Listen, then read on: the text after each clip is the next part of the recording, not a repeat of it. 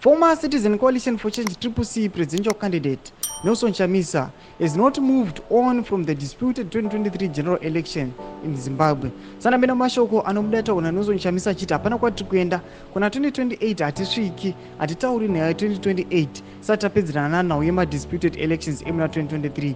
Sana bena mashoko ataona Nelson Chamisa ndobva subscribe or like on the bell icon. Tipina mpindulo wanyora vachiti Chamisa said that there should be not any discussion about the upcoming 2028 elections before the issue surrounding the previous polls have been properly addressed. In a recent interview with Newsday, senior reporter Miriam Mangwaya, Chamisa unequivocally stated that the 2023 elections were new and invalid. He said, 2028 is not in the picture at all because talking about 2028 purposes that we had 2023, but the 2023 was nullity, a void, and therefore does not exist.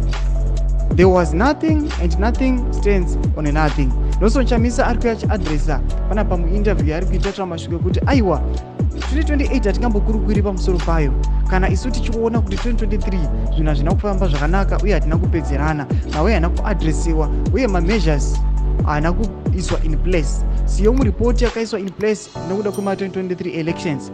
Nyangwe Sabc zvayo ikauya ikakanganwa nezvayo, but we are going to push. Ticharamba takamira nayo kuti aiwa paitwe a decision, paitwe a ruling pamusoro pe float elections awa. Tudze mafundo enyu muri kudi pamusoro mashoko ake. Ndinakume section medu musangano subscribe or like.